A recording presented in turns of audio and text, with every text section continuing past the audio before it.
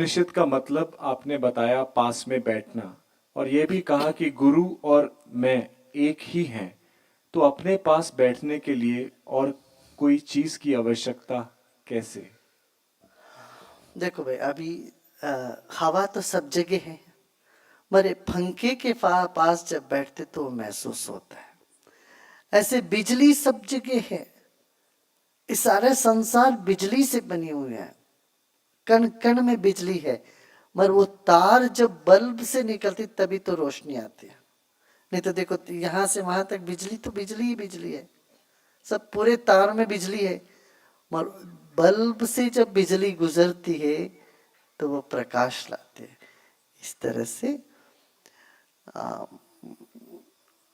ज्ञानी गुरु के सानिध्य में आप खुद खिलने लगते हो।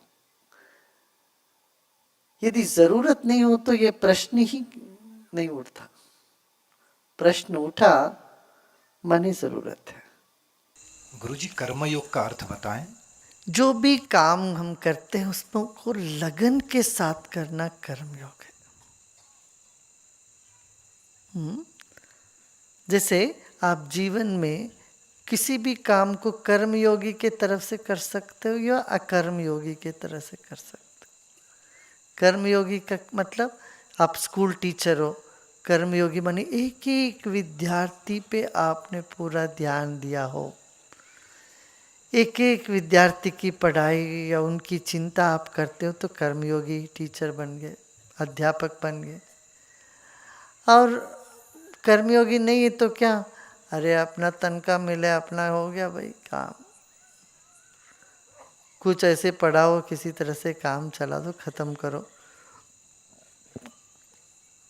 ये अकर्मयोगी। ठीक है ना।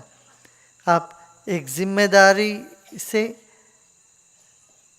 अपनी घर की कोई भी पात्र, समाज के कोई भी पात्र जब निभाते हो, उसमें पूरा लगन के साथ निभाते हो, वो फिर आप कर्मयोगी कह सकते हो अपने आप को। गुरुदेव, कपिल ऋषि के नाम में कैलिफोर्निया का नाम पड़ा है। क्या कपिल ऋषि भारत के नहीं थे? कपिल ने कहा, वो कहाँ थे, क्या किया, कहाँ खाया, कहाँ पिया, इससे क्या मतलब है। कपिल ने जो बात सांख्य की ज्ञान दी है उस पर ध्यान दो। 24 तत्व गिना है उन्होंने, तो पंचभूतों के बारे में बात करी, मन बुद्धि चित्त अहंकार, 4 अंतःकरण और आत्मज्ञान। तो इस पर ध्यान दो ना। सांख्य की ज्ञान जो है वही काफी है तुम ऐसे मजबूत करने के लिए भीतर से। सांख्य ने कोई ध्यान नहीं सिखाया, कभी कुछ करने के लिए नहीं बोला, सिर्फ वैराग्य बोला, जागो छोड़ो बाकी सब, तुम हो बस, और तुम्हारे सिवा और कुछ नहीं। हाँ, वो सांख्य पर, सांख्य वैशेषिक न्याय, सांख्य और वैशेषिक दर्शन, तीनों दर्शन के बाद योग दर्शन आता है।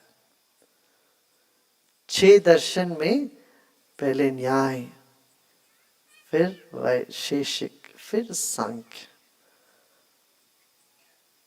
और योग, फिर पूर्व मीमांसा और वेदांत, आखिरी में वेदांत।